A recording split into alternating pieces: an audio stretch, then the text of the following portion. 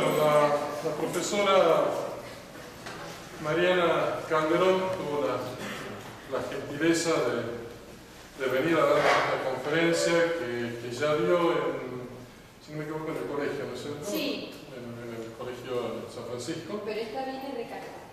Sí, sí, acá puede hablar. Es en contra, no a favor. Digo por las dudas, si alguna quiere irse antes, digo, para no recordar que no se decepcione nadie. Un tema muy antiguo y muy actual, sobre todo con la nueva ola que vino este tsunami furioso con todo el tema del aborto, de identidad de género y todas estas cosas. El feminismo tomó de nuevo como se envalentonaron muchísimo con todo eso. Y bueno, entonces creo que es muy actual como para que se trate un problema que se está viendo, un problema complicado. Así que bueno, la dejo a la profesora y le agradezco mucho su presencia. Por favor, gracias a usted.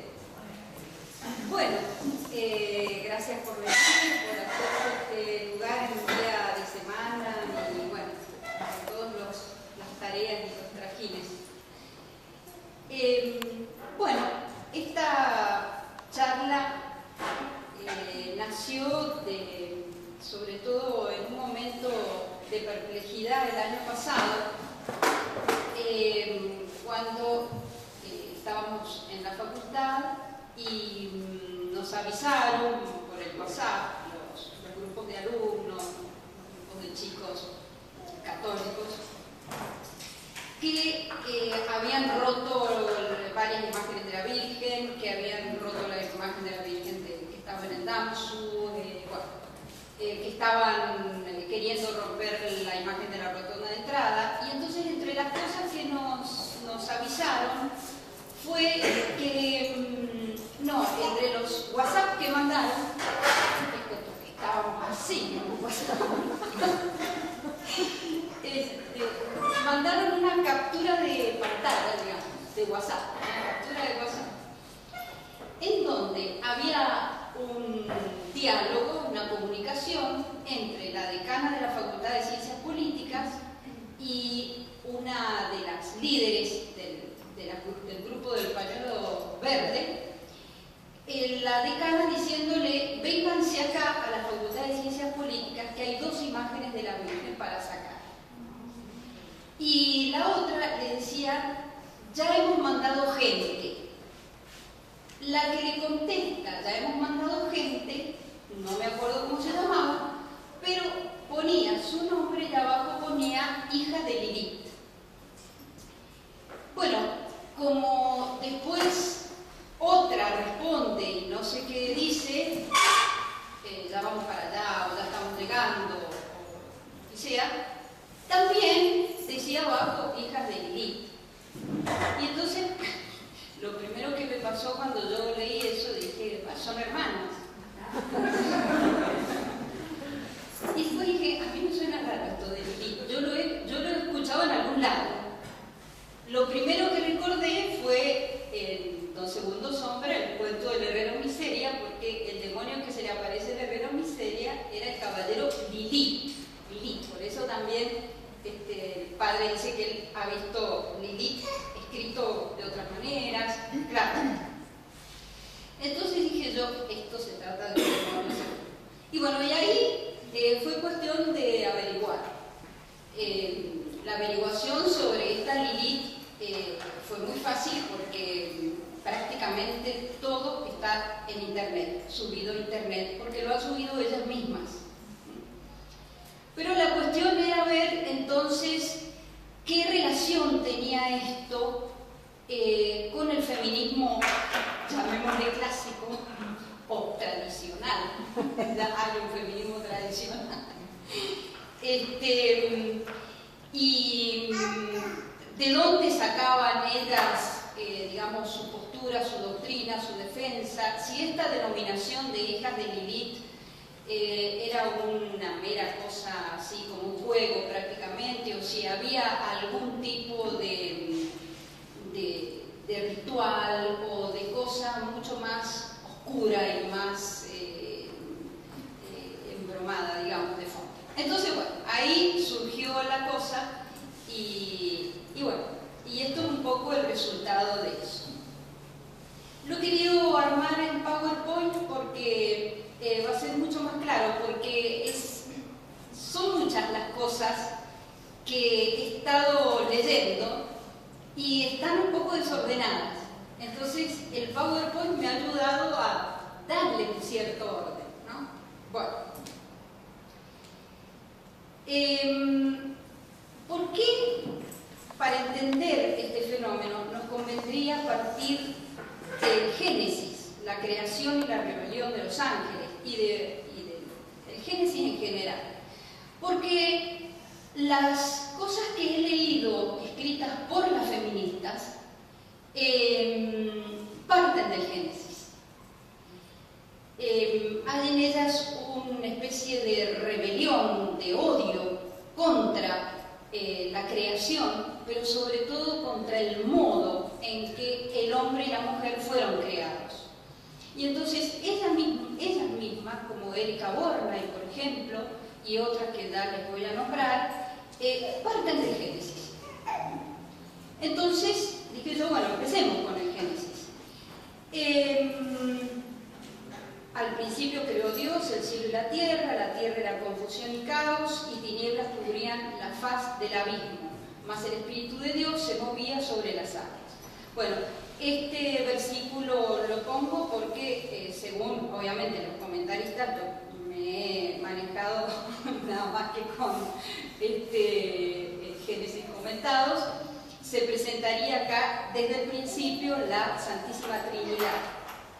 En tanto que cuando se habla de principio se está aludiendo al verbo, y por eso San Juan en el comienzo de... Yo lo miro a él por si me dice así, entonces no.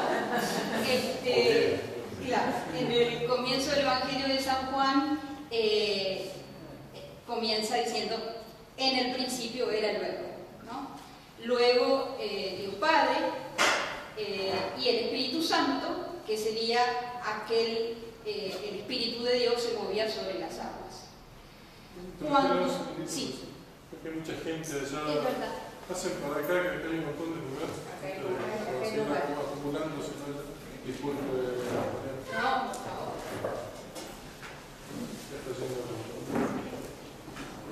También este versículo habla de que la tierra era confusión y caos. De este versículo se sirve, por ejemplo, la cábala hereje, la cábala es un cúmulo de herejía, digamos, se sirve para decir que antes de la creación del mundo había una suerte de caos en que todas las cosas estaban. Como que Dios era, de alguna manera, parte de ese caos antes de la creación. Los comentaristas dicen que no, que cuando se alude a esa confusión y caos, es la confusión y caos que proviene de la rebelión al varón. Con doloroso trabajo te alimentarás de la tierra todos los días de tu vida. Te producirá espinas y abrojos, y comerás de las hierbas del campo. Con el sudor de tu rostro comerás el pan, hasta que vuelvas a la tierra, es decir, hasta que mueras. Bueno. Esto lo voy a pasar muy rápido porque el público es un público que sabe de esto. Si hay algo que las Sagradas Escrituras mostraron de la mujer, fue una mujer bastante sólida y fuerte. Las mujeres bíblicas son un ejemplo en ese sentido, ¿no? Bueno, y no me voy a detener en eso porque ustedes de eso pueden perfectamente saber mucho más que yo, y ni qué decir de Sara, Raquel, Esther, Judith, de la Santísima Virgen María y la encarnación del Verbo. Obviamente no me detengo en eso, simplemente vamos a ver cómo si hay algo que odia el feminismo es la Inmaculada Concepción. Y fundamentalmente ese dogma, el de la Inmaculada Concepción, que es el que más les molesta, y ya vamos a ver por qué. Y luego las mujeres ya del Evangelio, como Magdalena, y las fundadoras de las órdenes monásticas durante la Edad Media, como Santa Paula, Santa Marcela y todas aquellas que fueron capaces de vender sus bienes en Roma e irse, imagínense en aquella época, hasta Jerusalén a fundar el primer monasterio de mujeres que estudiaban bajo la dirección de San Jerónimo. Bueno, todo esto lo vamos a sacar, bueno, Santa Juana ya pisaba de Gana. Las mujeres de la Ilustración. Bueno, aquí también muy rápidamente, como verán, esto está tomado de una de las películas favoritas de mi hija Bernardita. En donde hay un montón de mujeres que no tienen nada que hacer. No. Y están mirando y están esperando, porque no tienen nada que hacer. Evidentemente, el protestantismo debilitó muchísimo a la mujer, sacándola de la postura que con toda dignidad el cristianismo le había dado durante todos aquellos siglos de la Edad Media, en donde la mujer perfectamente se hacía cargo no solamente de las tareas del hogar, se hacía cargo de los bienes enteros de la familia, en tanto que muchos hombres se iban por años a la guerra, a la cruzada. Las mujeres que fueron reinas, como Leonor de Aquitania o como Isabel de Castilla, ni que hablar, mujeres que hasta tuvieron que pelear, tuvieron que liderar ejércitos, como Santa Juana de Arco. La Ilustración, el protestantismo, con esa mirada sobre todo de origen calvinista, puritana, despectiva y siempre desconfiada sobre la moralidad, puso un poco, la verdad, un poco no, bastante de culpa sobre la naturaleza de la mujer, como que de ahí provenían todos los males. Por ejemplo, se sabía que en los matrimonios protestantes, incluso hasta de reyes, en Inglaterra, en Holanda, el rey y la reina no cohabitaban juntos, no dormían juntos, eso era mal visto, eran costumbres plebeyas, entonces tenían pocos hijos, esa era una manera de tener pocos hijos, lo hacían más bien para tener pocos hijos. Y por otro lado, el varón tenía una segunda moral y iba de parranda por otro lado, digamos. Eso fue esa moral hipócrita, digamos, que se usó tanto en estos países y que formó un poco estas mujeres que ni estudiaban, ni trabajaban, lo único que tenían que esperar era a que viniera alguien y pedirlas en matrimonio, y si no las pedían en matrimonio no tenían nada que hacer en su vida, ahí se acababa todo, ¿no? Que es un poco la situación que pintan muchas novelas del siglo XVIII, sobre todo las de esta escritora Jane Austen. Y si no viene Mr. Darcy, morimos. Lo único que nos puede salvar es Mr. Darcy. Bueno, ¿por qué cuento esto? Porque gran parte de la revolución feminista es un ataque contra él. Lo que pasa es que la revolución feminista va a poner en una misma bolsa esta moral protestante también con la moral católica, haciendo creer a los demás que en definitiva es la religión la que hace de la mujer una sierva, una esclava del varón.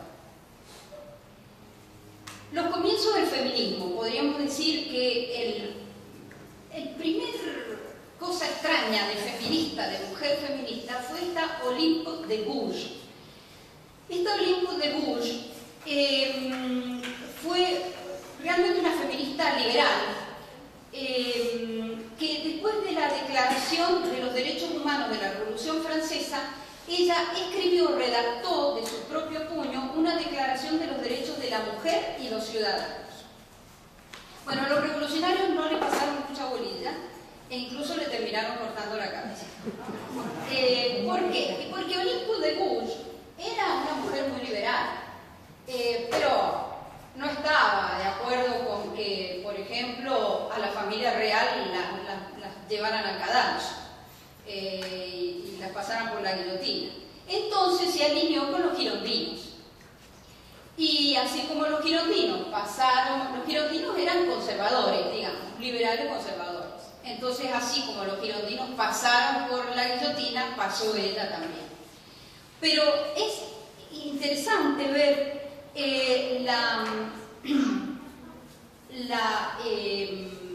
bueno, ahí está un poco, ¿no? Se unió a los girondinos, pertenecía a una logia masónica, para que vean cómo estos conservadores no eran para nada inocentes, digamos, eran conservadores en ciertas cuestiones morales, pero de hecho ella pertenecía a esta logia de las 9 hermanas.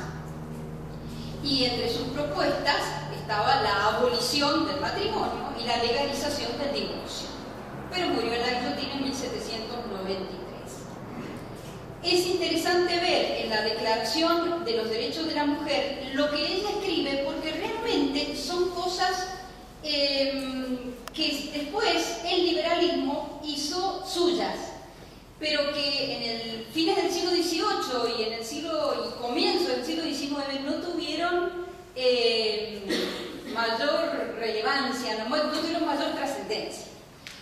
Por ejemplo, algo se lee de ella también. Sí. El objetivo, dice, de toda asociación política es la conservación de los derechos naturales e imprescriptibles de la mujer y del hombre. Estos derechos son la libertad, la propiedad, la seguridad y sobre todo la resistencia a la opresión. ¿Ves que es, en definitiva, el ideario revolucionario liberal? La propiedad. Por eso los marxistas nunca la reconocieron como una feminista. Olympe de Gouges no entra dentro del santoral del feminismo actualmente. El principio, la regla número 4, la libertad y la justicia consisten en devolver todo lo que pertenece a los otros. Así, el ejercicio de los derechos naturales de la mujer solo tiene por límites la tiranía perpetua que el hombre le opone. Estos límites deben ser corregidos por las leyes de la naturaleza y de la razón. Para ella, el concepto que Olympe de Gouges maneja de naturaleza es el de la razón iluminada, ¿no es cierto? No es el de la naturaleza que maneja Santo Tomás, sino que es el de la edad de la razón, digamos. La razón iluminada por el espíritu. Las leyes de la naturaleza y de la razón prohíben todas las acciones perjudiciales para la sociedad. Todo lo que no esté prohibido por estas leyes está permitido. Esto ya es bien la trampa en que empiezan a caer las naciones, en donde el Estado y la Iglesia quedan definitivamente separados, divorciados. Entonces, la ley del Estado es distinta a la ley de Cristo, digamos. Y todo lo que la ley del Estado no prohíbe es distinto, porque ya está totalmente divorciada de la ley de Cristo. Bueno, y otras cosas más. Por ejemplo, habla de ciudadanas y ciudadanos. No sé si les hace acordar a alguien. Para que vean cómo ya esto viene desde hace... Las feministas siempre han hablado así, ¿no? Y alguna otra cosa que pueda interesar, la libertad de expresión, nadie debe ser molestado por sus opiniones, y después, bueno, si esto lo dijo Olympe de Gouges antes, obviamente, de saber que iba a terminar en el cadalso. Porque dijo, si la mujer tiene derecho de subir al cadalso, debe tener también igualmente de subir a la tribuna. Ella terminó en el cadalso. Pero esto lo decía por las otras que habían ido a parar al cadalso. Bueno, eso entonces como un antecedente del feminismo más liberal. Sin embargo, el feminismo realmente nace con toda su fuerza de la dialéctica marxista. Y las primeras feministas son marxistas, pero marxistas crasas, digamos.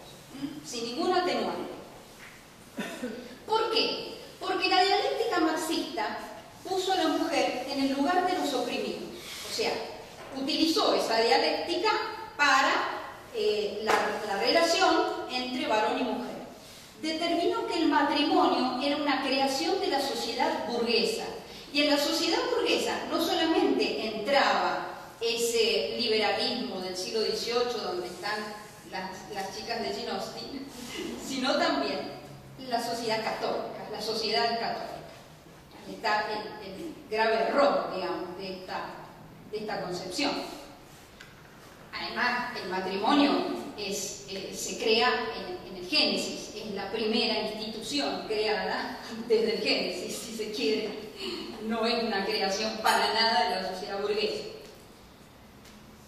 Prometió liberar a la mujer de las ataduras del matrimonio y la maternidad, introduciéndola en el mundo del trabajo. Esa cosa maldita nos la hizo el marxismo. Esa trampa terrible nos la jugó el marxismo. Tal liberación se lograría como un proceso evolutivo. El marxismo es evolutivo. Es decir, cree fehacientemente en la evolución. Y Marx era un evolucionista de esos que creen que el hombre viene del mono. Ni siquiera un evolucionista un poco más sofisticado, no. Tal liberación se lograría con un proceso evolutivo cuando el Estado se encargara de educar a los hijos y las cocinas fueran públicas. Claro, porque mientras la mujer tuviera que educar a los hijos y hacer de comer, no podía salir a trabajar. Entonces, sí. Perdón, hay un auto tapando al vecino y está enfurecido. Una prisma negra. Un Chevrolet negro. Gracias. Va a haber una hija de Lilita insultada.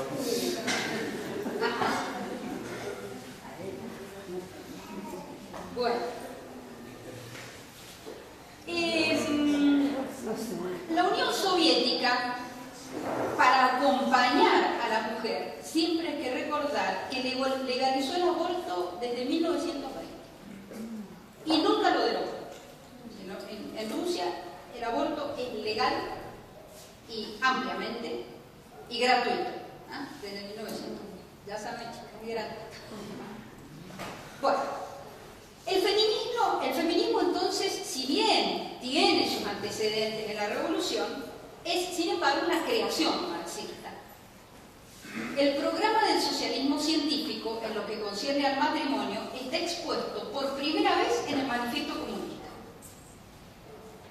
Por ejemplo, esto está sacado del Manifiesto Comunista. El divorcio no es más que una constatación.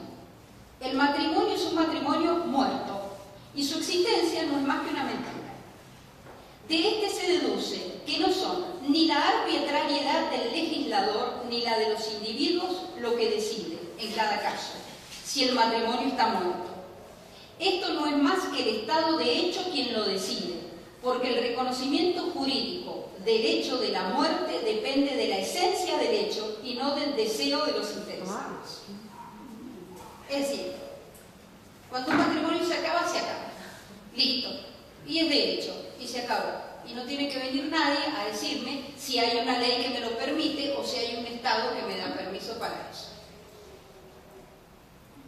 El matrimonio y la mujer como propiedad privada. Es decir, ¿por qué hay que eliminar el matrimonio? Porque el matrimonio somete a la mujer como parte de la propiedad privada. La institución de la propiedad privada queda siempre como la relación de la colectividad con el mundo de las cosas. Y este movimiento, que tiende a transformar la propiedad privada en propiedad común, no debe suponer la propiedad comunitaria de la mujer. Eso lo va porque había algunos comunistas que decían, entonces, ¿qué decir la mujer? Si los bienes pasan a ser propiedad comunitaria, las mujeres tendrían que pasar a ser propiedad comunitaria.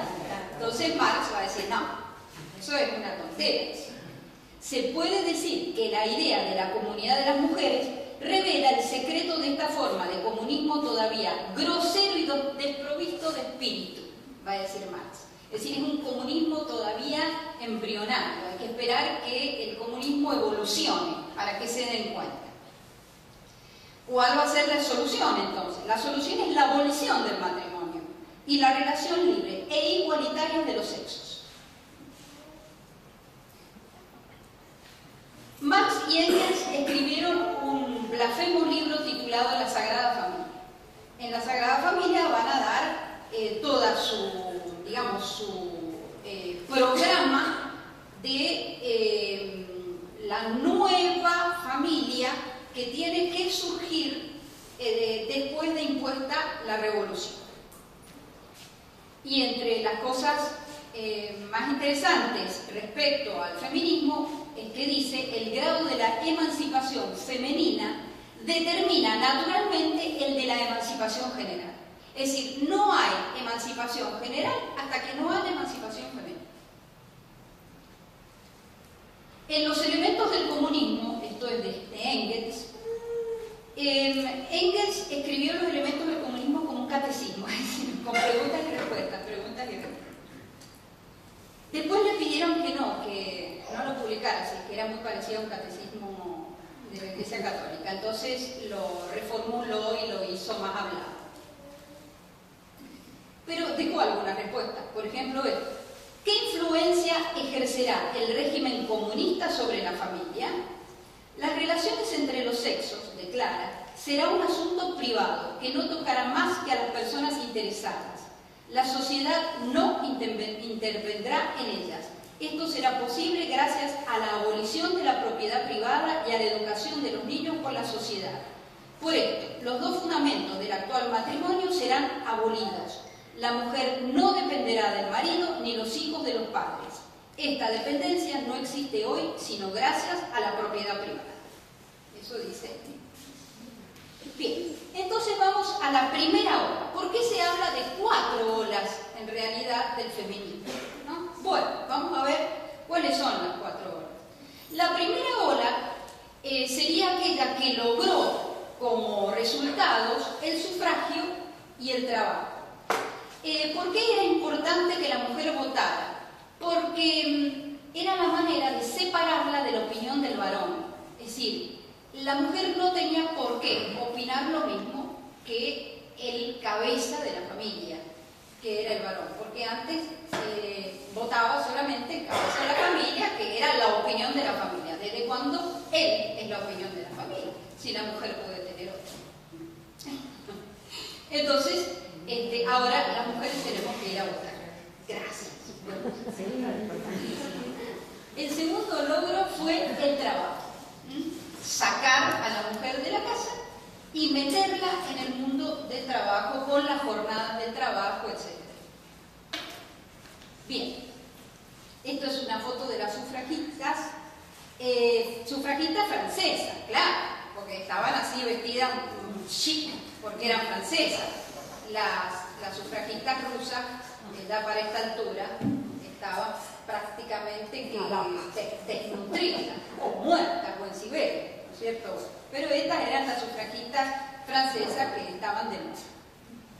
Las primeras socialistas, bueno, esto es un meeting político, y vemos cuáles son los nombres de las primeras feministas de las que forman de alguna manera el santoral.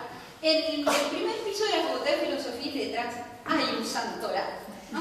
Entonces me detuve y me fijé cuáles eran las figuras que ellos reverenciaban más. Y esas son las que después lo averigué quiénes eran, que habían hecho, y son las que he traído acá.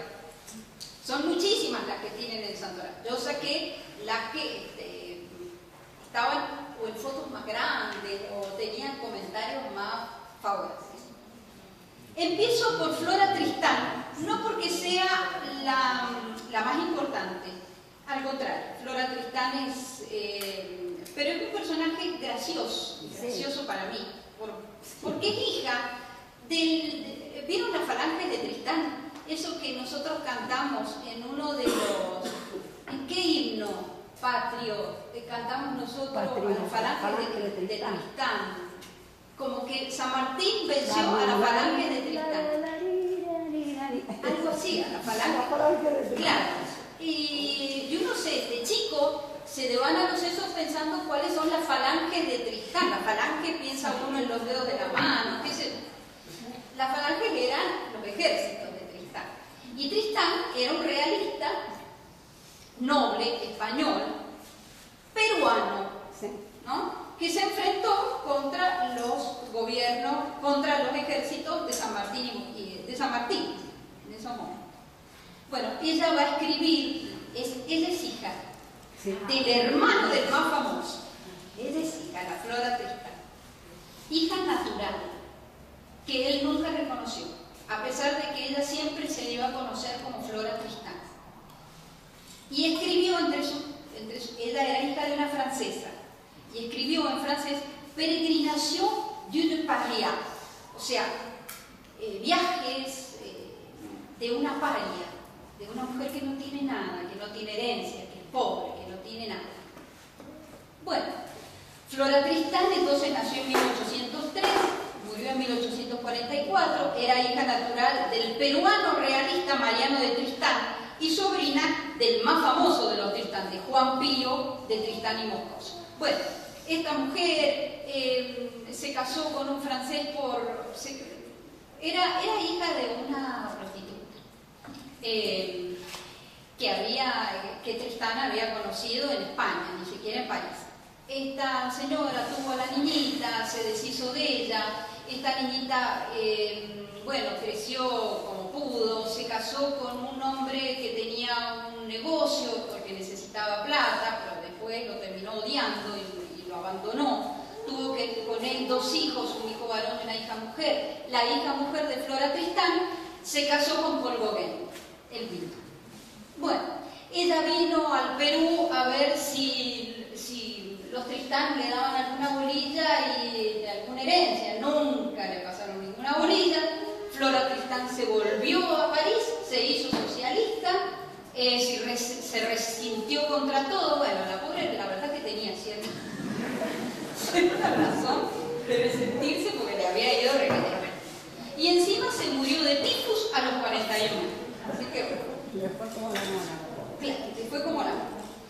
Rosa Luxemburgo. Este ya es un personaje impresionante dentro del santoral. Rosa Luxemburgo es una polaca judía que nace en 1871 y muere en 1919. Ella es fundadora del Partido Comunista Alemán. La pobre Rosa Luxemburgo quedó renga porque de chiquita tuvo una caída y obviamente le enyesaron mal la pierna y quedó renga. Fue una militante marxista. Dicen que desde los 10 años salía a la calle, ¿no es cierto?, con sus carteles y pancartas y qué sé yo. Desde Varsovia participó en la Revolución Rusa y fue creadora del Partido Comunista Alemán. Y el personaje más importante, Alexandra Kollontai. Esta Alexandra Kollontai era hija de un noble ruso y ese no era su apellido. Ella nació en 1872 y murió en 1952. Es la cabeza, digamos, del feminismo marxista.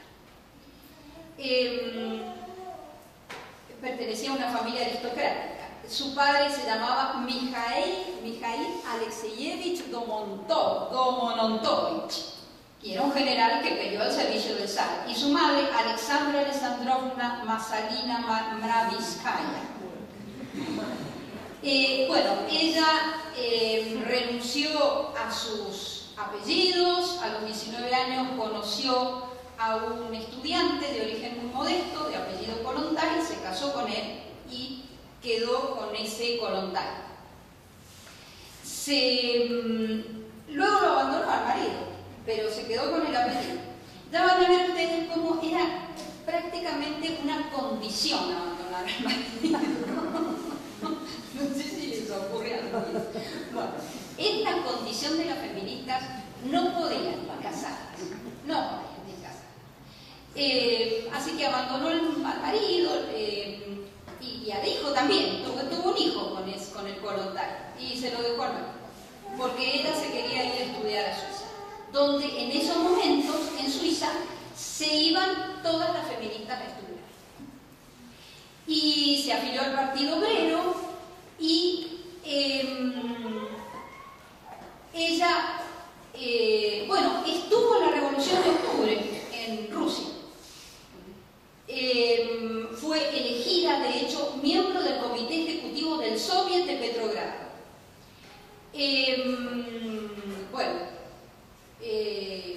Tomó parte de la insurrección y de la toma del Palacio de Invierno, luchó por el derecho al voto, la liberación sexual, el divorcio y el aborto. O sea que fue una de las cabezas, digamos, completa de todo lo que impuso la revolución bolchevique respecto de la nueva mujer.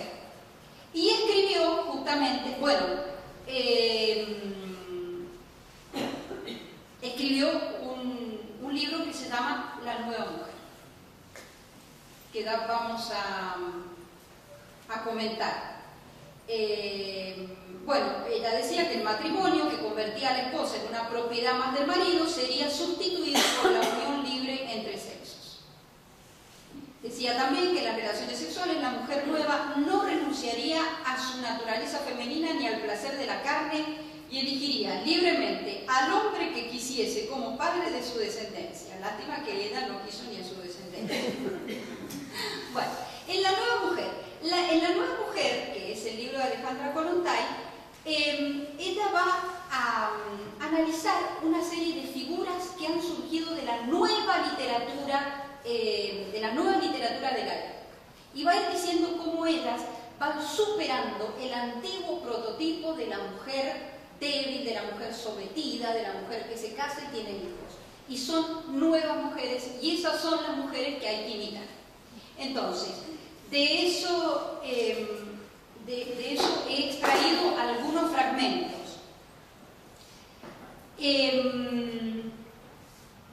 Dice, la nueva heroína, joven obrera, solitaria y pobre, pero se siente orgullosa de ser lo que es, orgullosa de su fuerza interior, de su independencia. Libre como el viento, solitaria como la hierba de la estepa, nadie la quiere, nadie la protege, cara a cara, lucha sin descanso, infatigablemente con el destino. El implacable destino la golpea. Para las mujeres solteras no existe ninguna ternura, solo hay asperezas. Pero eso es, para ella, el heroísmo de la mujer sola, ¿no? Porque dice, la mujer nueva es la mujer sola. Hay de las débiles, hay de las cansadas, hay de las que echan la vista atrás hacia el pasado lejano. Serán apartadas de la senda por las prietas filas de las que siguen adelante, y con la cabeza gacha caminan las vencidas que habían mirado hacia el gris castillo del pasado esclavista. Soy yo misma, y he llegado a hacerlo por mi propio esfuerzo. De otra, se refiere a otra figura. Pasó por encima de las tradiciones familiares de una pequeña localidad de provincias. Desafió la moral burguesa, pecó en el hogar paterno, en su patria, pero se enorgullece de ello. Magda, porque está hablando de esa mujer, sabe cuál es el valor de su individualidad y defiende inflexiblemente su derecho a ser ella misma. Crecer a partir del pecado propio es más que la pureza que aquí impecables. Hay que ver que la Kollontai no anda con pequeñeces. Habla ahora de otra. Cuando se ve atrapada por la ola de la pasión, no renuncia al rayo sonriente de la vida, no se tapuja hipócritamente en el desteñido abrigo de la virtud femenina, no tiende la mano al hombre escogido y se va con él tiende la mano al varón escogido y se va con él por espacio de algunas semanas, a fin de apurar el trago de la dicha amorosa y de convencerse de su hondura. Cuando advierte su grisura, lo abandona, sin lamentarse, sin amargura, y vuelve a su trabajo. Para Teresa, como para la mayoría de sus camaradas masculinos, el amor no es sino una etapa. Bien.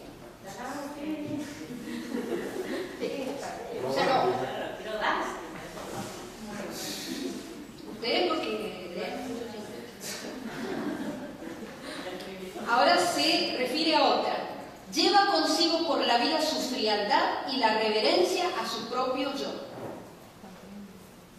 La realidad contemporánea exige implacablemente que cada mujer tenga un oficio, una profesión, un trabajo fuera de casa, una disciplina, una fuerza de voluntad que venzan sus sentimientos. Todo ello algo que no hallábamos, a no ser como excepción en la mujer antigua.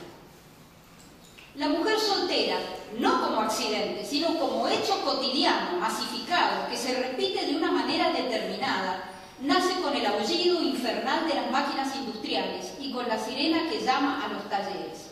La inmensa transformación experimentada en las condiciones productivas realizada en estos últimos años, bajo el influjo de las continuas victorias de la gran producción capitalista, obliga tanto a mujeres como a hombres a adaptarse a las condiciones de la realidad ambiental en la lucha por la subsistencia. El tipo predominante de mujer mantiene una estrecha dependencia con el desarrollo económico de la humanidad.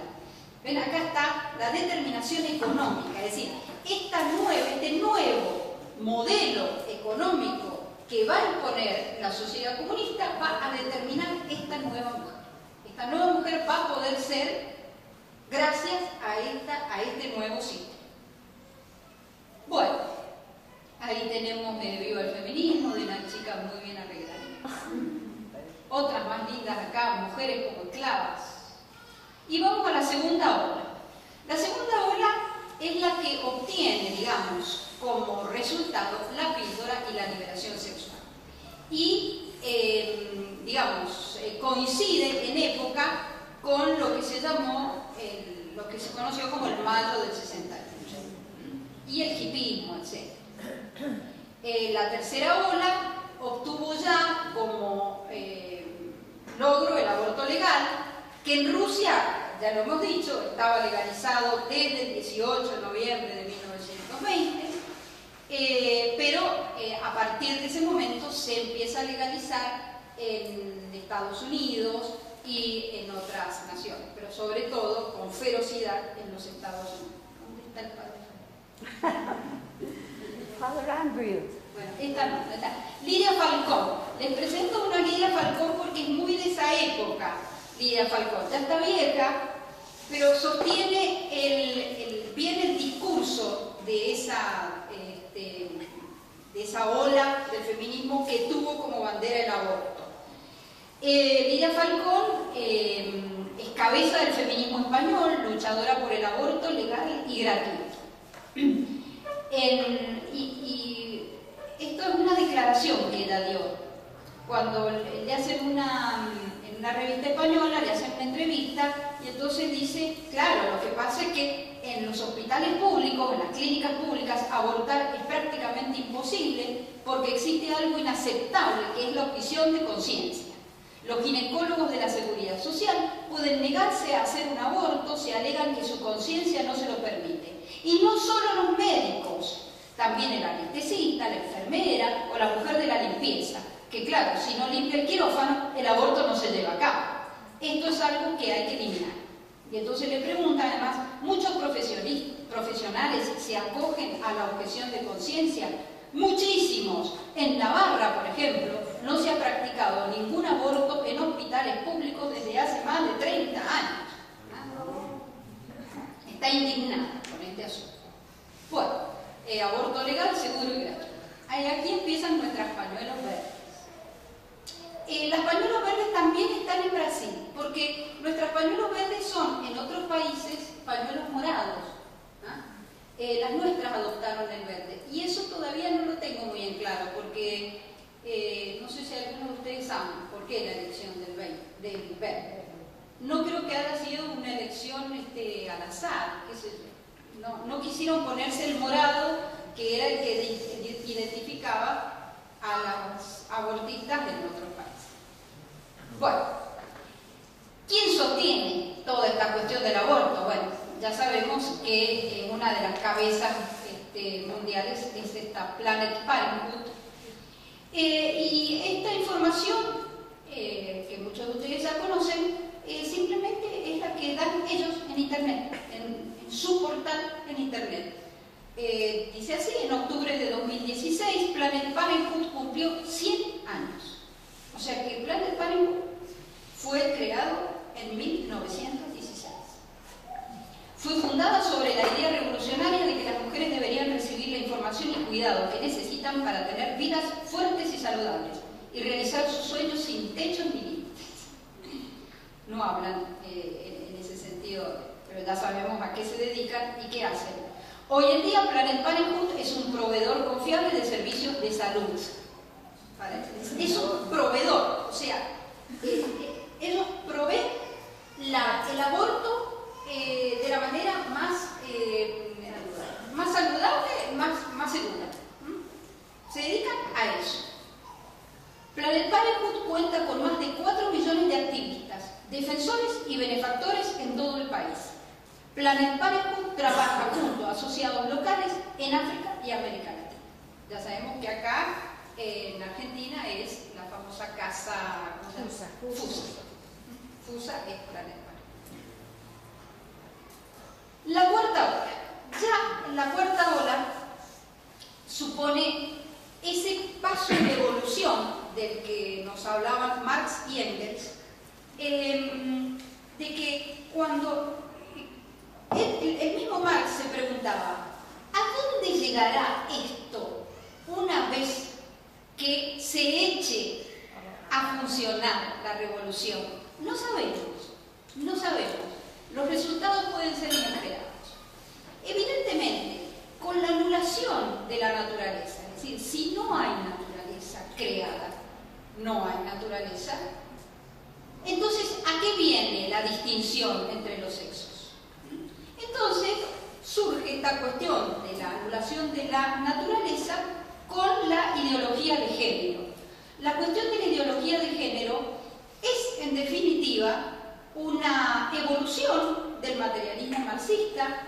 Si bien nosotras nos hemos venido a desayunar ahora en la Argentina, es muy viejo esto. Ya estaba muy bien caracterizado por nuestro amigo Michel Foucault, del cual se ha hecho prácticamente en los años anteriores una especie de sabio al que todas las profesoras van, y profesores algunos, pero sobre todo todas las profesoras van a aprender la sabiduría de las cosas. Bueno, ya Foucault hablaba del culturalismo, que supone la inexistencia de la naturaleza, es decir, si no hay naturaleza, las diferencias que uno ve, ¿por qué se dan? Por una cuestión cultural, porque a vos te crían como mujer y a vos te crían como varón, porque culturalmente se hace esa distinción y se hace esa diferencia, y desde chiquito el varón lo hacen jugar con armas y a la mujer lo hacen jugar con muñecas. Pero ¿qué pasa si yo al varón lo hago jugar con muñecas y a la nena la hago jugar? Entonces siempre va a estar la respuesta de cualquiera que tenga sentido común, y va a decir, bueno, pero es que el varón es de una manera fisiológicamente y la mujer es de otra fisiológicamente. No, las diferencias fisiológicas no determinan en absoluto las diferencias psíquicas. Las diferencias psíquicas son puramente culturales. Sobre todo porque era homosexual, entonces necesitaba explicar. Michel Foucault era homosexual, obviamente, Claro. sí, porque además, explicar ¿qué le pasaba? ¿Qué le pasó a él? Entonces le va a decir, el sexo es la marca fisiológica, el género es la autopercepción. O sea, esto ya venía desde hace rato. Bueno, las marchas del orgullo gay ya las hemos visto. De acá proviene un paso más, que es la llamada cultura queer. La cultura queer es la abolición del género, es decir, ya no hablemos más de género, porque entonces, si hay naturaleza, el género de alguna manera sería una identificación. Y yo no quiero ninguna identificación. Yo soy lo que soy, como diría Sandra Miano. Y no tienen por qué ustedes decirme si yo soy varón o soy mujer. Yo soy cualquier cosa. Esas tres figuras que están ahí pueden ser varón o mujer. No sabemos cuál es cuál. Probablemente yo la veo más mujer por la nuez de Adán, a la tercera. Pero bueno. Sí, el primero es horripilante. Claro, y en los arcos superciliares están muy marcados, ¿no? Bueno, si no hay naturaleza, no hay definición de las cosas. El género es una identificación forzada. Ya tenemos en Mendoza lo primero persono, sí, es que en el DNI dice sí, sexo definido. O sea, ya está permitido por ley significa no tiene sexo femenino. No tiene sexo definido. Todavía no sabe, no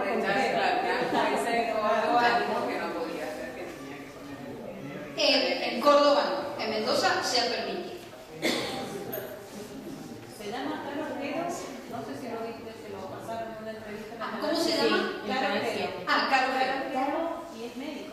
Médico, Es médico de... En realidad es una mujer. Es una mujer, bueno, nos dieron una entrevista en el canal. Físicamente se parecía más a un Porque varón. no sabía qué era. Me parece más varón. Es práctica, está en a tiempo. En la ambulancia.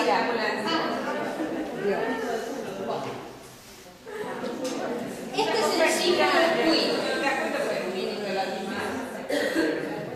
Este es el símbolo queer.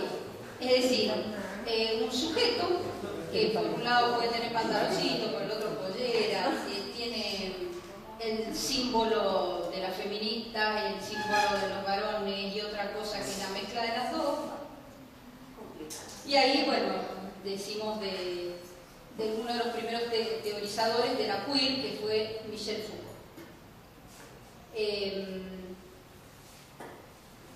Dice Michel Foucault, la teoría queer es un conjunto de ideas sobre el género y la sexualidad de las personas que sostienen que los géneros, las identidades sexuales y las orientaciones sexuales no están inscritos en la naturaleza humana, sino que son el resultado de una construcción social.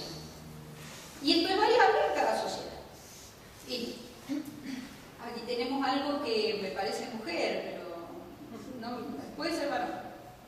Bueno. Hay una mujer que canta y se pone barba. Hay una con barba. Que canta y tiene barba o un hombre del tiempo. Bueno, es una cosa rara, sí, pero tiene muchísimo éxito en Europa. Y sí.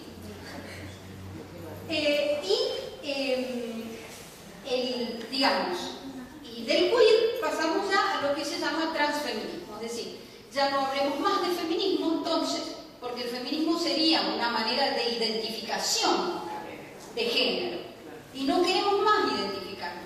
Entonces hablamos de transfeminismo. Y hay un manifiesto transfeminista que le saqué algunas cosas, porque era bastante grosero. Bueno, el manifiesto transfeminista, ustedes pónganse en Google y pongan manifiesto transfeminista, ¡pum! Me aparece. Dinamitemos el binomio género y sexo como práctica política. Si no aprendemos que la diferencia hombre-mujer es una producción cultural, al igual que lo es la estructura jerárquica que nos oprime, reforzaremos la estructura que nos tiraniza. La frontera es hombre-mujer. Todas las personas producimos género. Produzcamos libertad. Argumentemos con infinitos géneros. Somos manada, que nos teman. No necesitamos protección sobre las decisiones que tomamos en nuestros cuerpos. Transmutamos de género. Somos lo que nos apetece. Travesti, bollo, superfem, butch, trans. Llevamos pelo y hablamos wolf. Somos red, manada furiosa. Llamamos a la insurrección, a la ocupación de las calles, a los blogs, a la desobediencia, a no pedir permiso, a generar alianzas y estructuras propias. No nos defendamos. Hagamos que nos teman. Bueno. Y ahora pasamos entonces a justificar el título de esta conferencia, las hijas de Lilith. En las cosas que he leído del feminismo son muy chatas, repiten todas el mismo discurso. Realmente frente a ella Alexandra Kollontai era Aristóteles, porque las pocas ideas más profundas que tienen las han sacado de eso del marxismo, de la doctrina marxista, y a eso le agregan una que otra cosa que repiten y repiten y repiten hasta la vieja. Bueno, odian el Génesis. Por ejemplo, Erika Bornay odia el Génesis. ¿Por qué? Porque dice que todo el mito, ella lo va a llamar mito, como, no como mito, sino como mentira. Mito como falsedad o como mentira. Claro, fabulación. Que todo el mito del Génesis, iba a decir, creó un concepto errado de la mujer, del varón y del matrimonio. Y sobre todo va a atacar dos cosas. Primero, el hecho de que Eva fuera sacada de Adán, y sobre todo de una costilla doblada, yo no sabía,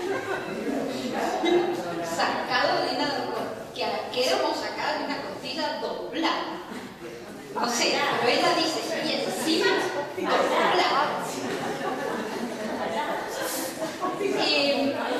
Habla ya de cómo la mujer ha sido impuesta como esclava al servicio del varón por las religiones. Por las religiones. Fundamentalmente el catolicismo, pero también el judaísmo. De los musulmanes no dice nada, porque es una cobarde. Es una cobarde. Porque si no van y la devuelven. Exactamente. Bueno. Y lo otro que odia es el hecho de que encima que nos han vendido esto, tuvieron que inventar a la Inmaculada Concepción con ese término. Ella utiliza el término de la Inmaculada Concepción. Es decir, han tenido que crear una mujer que no tenga el pecado de Eva y a la cual es imposible imitar porque no tiene el pecado de Eva. Y así es como las generaciones de mujeres criadas en el cristianismo terminan en el fracaso más rotundo, porque encima el ejemplo que se les pone es el de una mujer inimitable. Perdón, ¿no? La cantidad de porquerías que es. ¿De dónde salen entonces ellas que no salen de Eva? Porque ellas dicen, nosotros no somos hijas de Eva. Somos hijas de Lilith. Bien. Y esto es un relato que no se inventan ellas, sino que lo van a buscar a la cábala judía.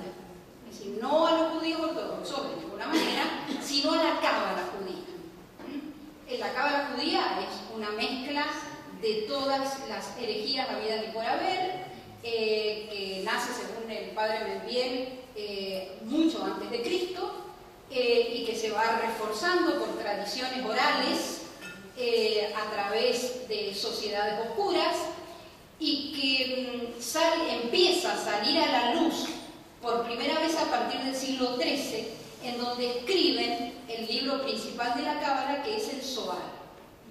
Y luego, junto con esto, digamos, todas las herejías que contiene la cábala terminan siendo el fundamento doctrinario de instituciones como la masonería. Entonces ellas de la cábala judía sacan el mito de Lilith. Mito y herejía, vamos a ver, las dos cosas, y realidad, eso es lo más terrible. Mito, herejía y realidad. Porque lo más terrible es que Lilith existe, porque si Lilith no existiera, ¿qué nos importa que se llame la hija de Lilith? Por mí que se llamen las hijas de Venus o las hijas de Proserpina, me importa muy poco. El problema es que Lilith existe. Ellas dicen que la primera mujer fue Lilith. Cuando el Génesis dice los creó varón y mujer, lo dice antes de la creación de Eva. Y entonces ahí dicen que esa mujer no era Eva, era Lilith. Esta Lilith se rebeló contra Dios. ¿Por qué? Porque la puso bajo el dominio de Adán. Y entonces abandonó el paraíso, porque ella no pensaba si ella había sido criada igual a Adán, del mismo varón, porque estaba sometida a Adán, y entonces se unió a Satanás. Bueno, ahí hay muchas versiones que ustedes van a encontrar por todos lados, que tuvo hijos con Satanás, que Dios le mató a los hijos, que en realidad no, los hijos los abortaba, bueno, hay de todo. Claro, de todo.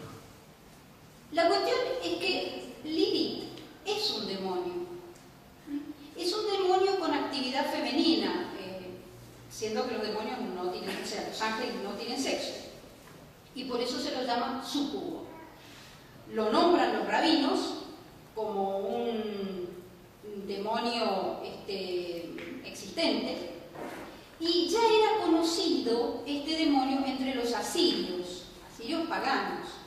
Bueno, esta es una imagen ilustrativa, porque casi todas era la única que se podía mostrar en realidad, las otras eran muy ofensivas. Tenorio, que vamos a ver que existe un manual de hechicería de Lilith, la describen siempre con el cabello rojo y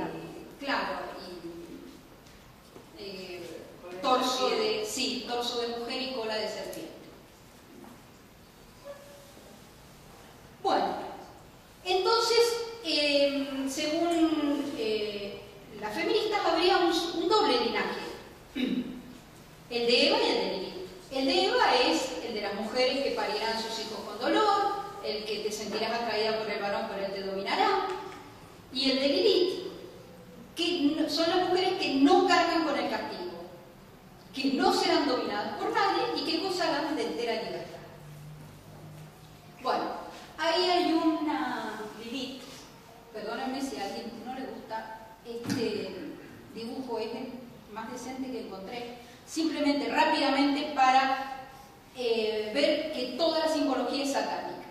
Tiene la corona del poder, porque es reina, tiene 2 alas, 8 brazos, 2 piernas, en cada brazo sostiene un objeto simbólico, una flor con un signo, una daga, 2 víboras, un tridente con una cruz invertida, 2 videntes, que es lo mismo que el tridente, una calavera con una trinidad del mal, una rosa y un cáliz. Los pies se prolongan formando 3 nudos en 3 cavidades. Ya vamos a ver que los 3 nudos y las 3 cavidades van a estar insistentemente en la simbología satánica. Y en el pecho tiene la estrella de Satán, que es la estrella de 5 puntas. 2 signos herméticos y el cáliz en la isla. Como verán, los símbolos satánicos más conocidos, las 3 cavidades con los 3 nudos, la cruz invertida, la estrella de 5 puntas rodeada por el círculo, con la imagen de Baphomet, que es el demonio que mata a los niños, que se come a los niños. Esta es otra representación de Lilith con 6 alas. ¿Por qué 6 alas? Porque sería una inversión satánica de las 6 alas de los serafines. Tal como los describe Isaías, ¿no es cierto? Los serafines que se tapan con 2 alas, se tapan el rostro con 2 alas, no sé qué, con 2 alas no sé cuánto. Y que son los que están al lado del trono de Dios. Entonces la ponen a Lilith con 6 alas. Bueno, ¿quién es Lilith? ¿Existe Lilith? Sí existe Lilith. ¿Dónde se marca que sea un demonio al cual se pueda hacer referencia? Según los exégetas, sería en Isaías 34:14. Cuando en Isaías se hace una profecía de la destrucción de los pueblos y de los réprobos y de las naciones réprobas, digamos, se habla de la destrucción de Babilonia y de la destrucción de Edom. En la destrucción de Edom es donde aparecería este demonio, como un demonio nocturno. Siempre Lilith es un demonio nocturno. Ella ataca fundamentalmente al varón y lo esclaviza, lo convierte en un esclavo de sus bajas pasiones, digamos. Esta primera es sacada de la Biblia Reina Valera. Dice: espinos crecerán en sus palacios, ortigas y cardos en sus ciudades fortificadas. Será también guarida de chacales y morada de crías de avestruz. Todos los nombres de los animales se refieren a demonios, como en Job. Y eso lo dice Strobinger. Sí. Todos los nombres de animales se refieren. Lo que pasa es que no se sabe bien, o sea, ¿qué quieren decir? Las fieras del desierto se encontrarán con las hienas. El macho cabrío llamará a los de su especie. Sí, el monstruo nocturno se establecerá allí. El monstruo nocturno, según los comentaristas, es este demonio, Lilith.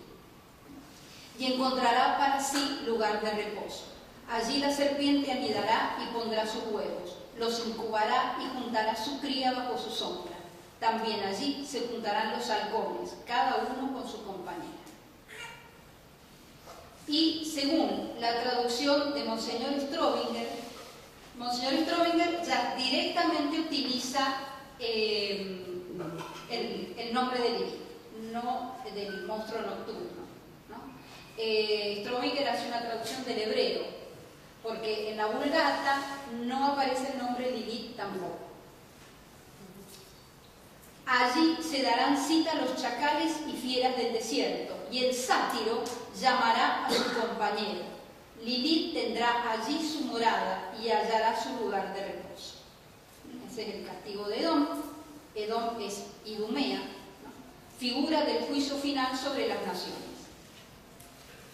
Y según San Jerónimo, a veces, dice, las Sagradas Escrituras usan las denominaciones paganas, porque ahí está usando sátiro, que Isaías está utilizando esta figura que era una figura pagana, pero evidentemente corresponde a un demonio existente, el sátiro, ¿no?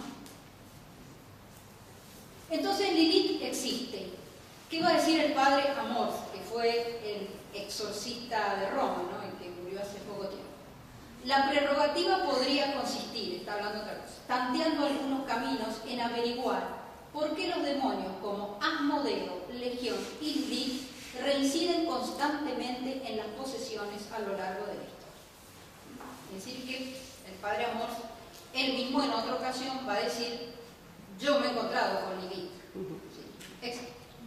Bien. Las hijas de Lilith. Ahora vamos a mostrar cómo la literatura feminista insiste actualmente con Lilith. El colectivo feminista se hace llamar Hijas de Lilith y tiene como símbolo que uno dice, bueno, es el símbolo de la mujer. No, fíjense bien, es la mano, la cruz invertida, el círculo y la serpiente. O sea que está muy claro que ellas saben a qué se refieren cuando utilizan la denominación de Lilith. Bueno, ensayo sobre feminismo se llama Las hijas de Lilith. Ensayo sobre feminismo de Erika Bornay, la que yo recién les citaba, se llama Las hijas de Lilith. Encima todos le ponen el mismo nombre. Una novela escrita, esta es la única hija de Lilith que ha escrito un varón, Rafael de la Rosa. Vamos a ver qué tipo de varón. Hijas de Lilith, el legado de la saga. Comedia, una comedia, Hijas de Lilith, porque sí, ellas se toman muy en broma todas las cosas. Bueno, hay un cuento que se llama La historia de Lilith, escrita por una tal Teresa Day, que me llamó muchísimo la atención. Cuenta la historia de Lilith, un poco la que hemos contado. Pero fíjense lo que es la dedicatoria. Para Ethel y Francesca, porque demuestran que Lilith tenía razón. Y para Carmen Ross, que habla con ella todas las noches.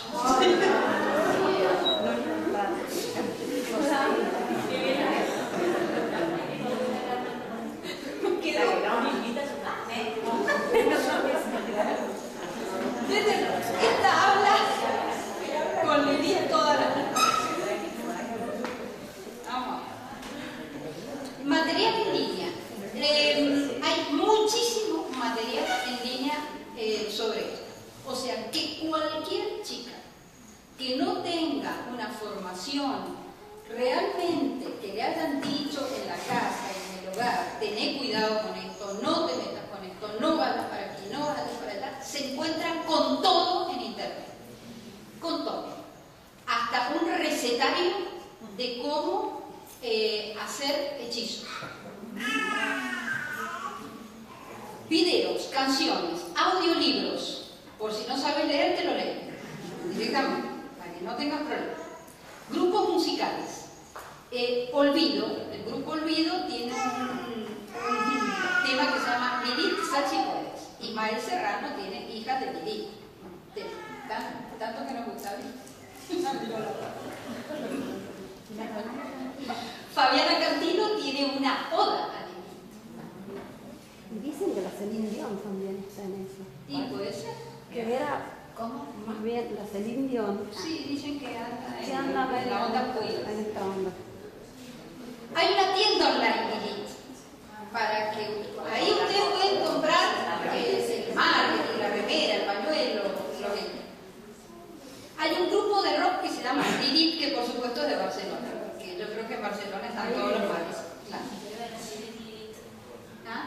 en Barcelona, Lili. Sí, atiende en Barcelona. Bueno, y hay rituales en YouTube. En YouTube ustedes pueden poner ritual de adoración a Lilith y entran y tienen el ritual, o sea que no cabe duda qué es lo que hay que hacer. Y las cosas que hacen las feministas en marcha, de ser. Claro. Sí, sí. Le hacen, Le hacen unas cosas que ven alrededor. sí, hacen, sí. Bueno, el Hijas de Lilith, colectivo Hijas de Lilith, aquí tienen una fiesta. Por ejemplo, una invitación a una fiesta, vendetta, fiesta. Fíjense el signo S, ¿no? Es el círculo con esa B, es un símbolo satánico.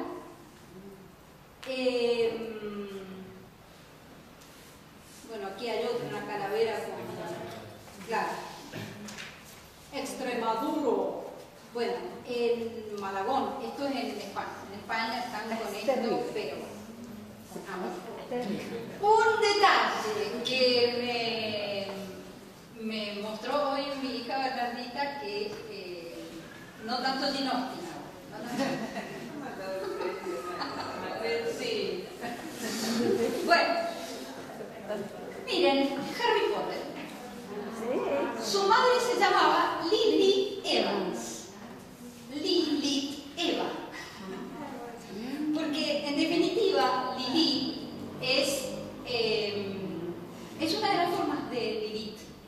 Si Lilith aparece con la H al final, sin la H al final o con Y y sin la TH. Y además Evans. Lo que pasa es que luego se la conoce como Lily Potter. No sale de mí. Pero es británica. Claro, ese británico era... ¿Cómo era? Venga, papá.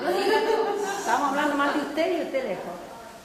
¿Cómo se dice Harry Potter en británico? Harry Potter. ¿Y el texano? ¿Y el texano?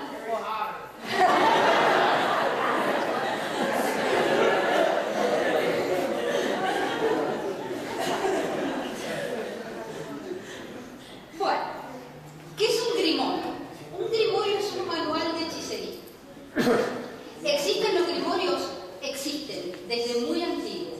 Hubo una proliferación de grimorios a fines de la Edad Media. A fines de la Edad Media ustedes saben que se abrieron las puertas del infierno. Hubo una gran proliferación de brujas, de brujerías y de grimorios. La mayoría de los grimorios empezaron a aparecer a partir del siglo XIII, XIII, XIV, XV. Estos son grimorios que, desgraciadamente, con la aparición de la... O sea, antes de la imprenta era muy difícil dar con ello y lo tendrían los magos y las hechiceras de vez en cuando, algunos. Pero después de la aparición de la imprenta empezaron a circular y ahora con internet quieren leer uno, no lo hagan, pero no Podre. Está el Picatrix del siglo XIII, que es una traducción de una obra árabe. El Heptamerón de Pietro de Albano del siglo XIII, el Manual de Múnich, el Libro de la Magia Sagrada de Abra Melin el Mago, la Clavícula Salomón. El Grimorio de Liber Lilis lo encontró Donald Tyson. Él dice que es un manuscrito que se había encontrado en Amberes, que obviamente todos esos grimorios fueron prohibidísimos por la Iglesia Católica, mandados a quemar. Después de esa proliferación de brujas que hubo todo durante los siglos XV y XVI, se condenó con pena de excomunión la brujería, la hechicería, todo ese tipo de cosas. Sin embargo, los han guardado y han quedado muchos de ellos, entre ellos el Liber Lilith, que parece que estuvo mucho tiempo en Amberes. Después un alemán hizo una edición, pero así parece que, no sé si originariamente estaba en latín, pero la dejó en latín. Y este Donald Tyson se encuentra con este libro y lo traduce al inglés. Y ya está la traducción en castellano y en línea. ¿De qué trata el Liber Lilis? Es supuestamente un diálogo. Tiene toda la... Porque yo pensé, esto es un golazo. A ver, esto se lo ha inventado este Donald Tyson para vender, ¿no? No es una cosa tan vieja. Lo ha armado ahora. Pero no sé, la verdad es que si lo armó bastante bien. Porque está armado como un libro de aquella época. Es un diálogo entre el padre de Matusalén, que es Lamec, o el abuelo de Matusalén. Es un diálogo entre Lamec y un demonio que se le aparece, que es Lilith. Y entonces este demonio le va a contar una serie de cosas. La primera parte se hace una descripción de este demonio, de cómo se apareció, de cómo era. Es muy asquerosa la descripción. Y la segunda parte es la revelación que Lilith le da. Y la revelación es un conjunto de rituales y de hechizos, ¿no?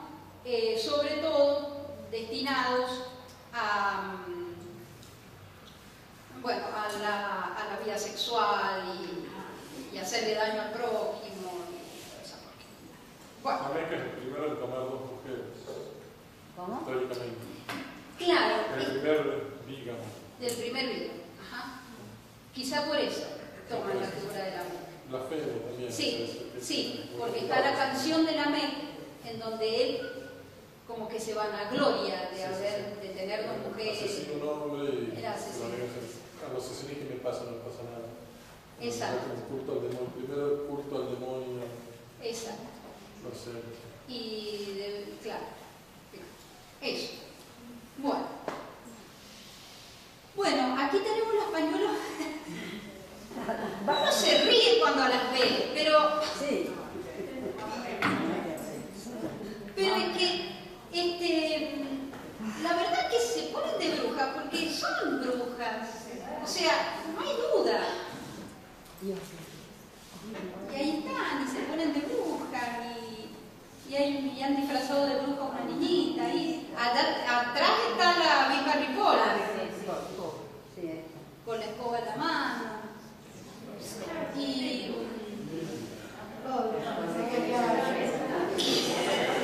quería barrer. Claro, qué mal pensado. ¿Qué más pensaba?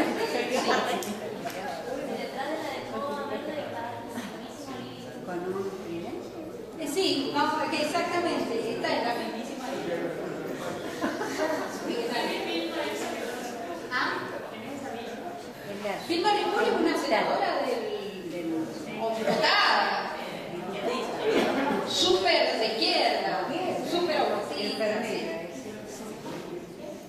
Bueno, esto está tomado de la Plaza Independencia acá. ¿Se acuerdan? Sí.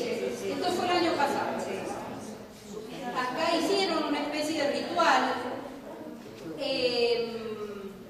Tiene toda la pinta del ritual, el círculo, trazan el círculo, bueno, no sé qué cosas dirán. En México, ahí están las lilites mexicanas. Están mejor, y ahí hay más producción. Sí. Y atrás hay una de amarillo que tiene un tridente. No. Ahí está la canción de Ismael Serrano, pero no, bueno, que empieza diciendo: no te trajo a este mundo la costilla de un hombre, no dio vida a tu barro el aliento de dioses, tú has nacido del vientre de una mujer despierta que navega en el tiempo, dando a luz primaveras.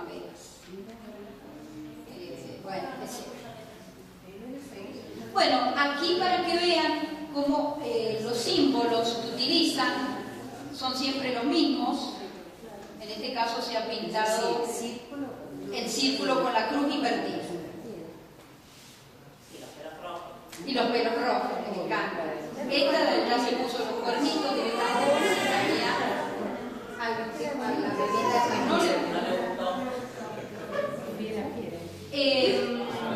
Bueno, esto ya es blasfemo.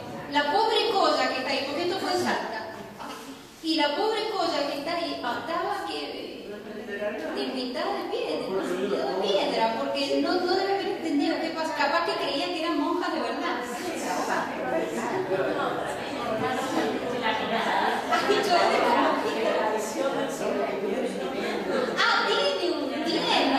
Mira la Colla, tiene que estar. Tenés razón. Se nota.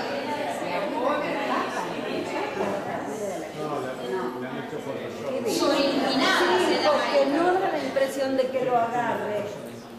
Si con qué lo está agarrando. Es verdad. Bueno,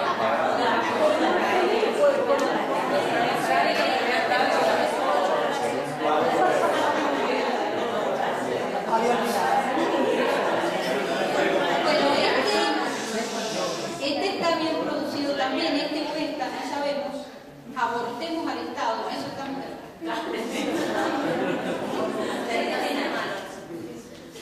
Bueno, entonces lo que vemos es la aparición de esta ola del feminismo que ya une varias cosas. Es decir, la última evolución del materialismo marxista, de la negación absoluta de la naturaleza, de la negación incluso hasta del género, tanto que el género es un tipo de identificación, con la unión de esta cosa demoníaca, la aparición, la reaparición, si se quiere, de la bruja, pero ya no como si alguna vez las brujas no hubieran estado, sino una reaparición pública y ostentosa. Somos brujas, ¿y qué? Las brujas feministas se agrupan en el llamado New Age 2.0, que es el último modelo. El último modelo de la New Age es el 2.0. De ahí sacan todas ellas sus ideas. Tienen una revista a nivel, esto es a nivel internacional, no es a nivel argentina. Tienen una revista que es la revista Quartz, que es una revista de brujas feministas. Pertenecen a la cultura Wicca, que el padre Ferreri la conoce muy bien, porque es un invento norteamericano cuya sede central está en Washington, ¿no es cierto?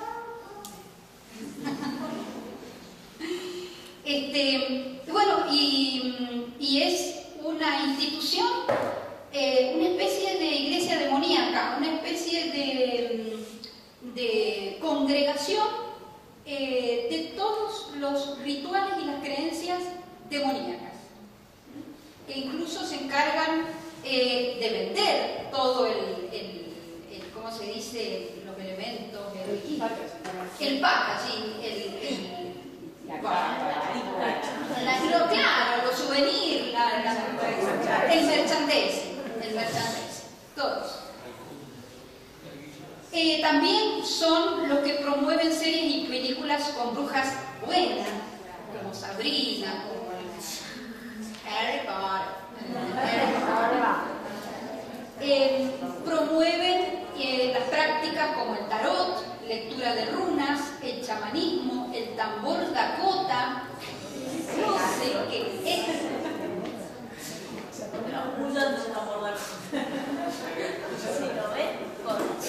Parece que el tambor dakota tiene poder, no sé. Y el eslogan es: bruja es la mujer, autosuficiente y en poder.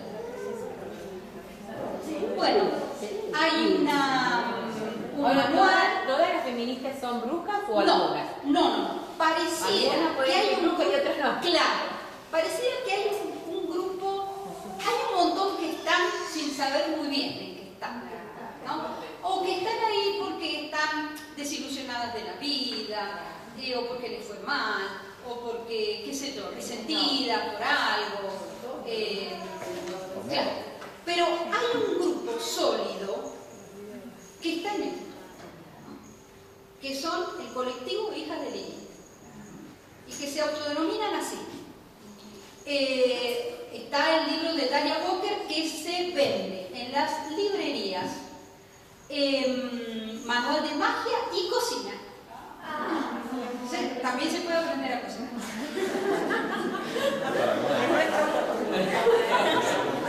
Y envenenar al marido. Podés envenenar al marido. El eslogan es, sí. ¿No te encaja eso que se creen bebés o animales y retroceden? Ah, eso que se autoperciben, yo me autopercibo bebé, yo me autopercibo jirafa. Sí, es la misma cosa. Es un paso más. Sí. El eslogan es: somos las nietas de las brujas que no pudiste quemar. Ese es el eslogan. Somos las nietas de las brujas que no pudiste quemar. Exactamente. Bibliografía pro feminismo hechicería. Hay un montón de bibliografía.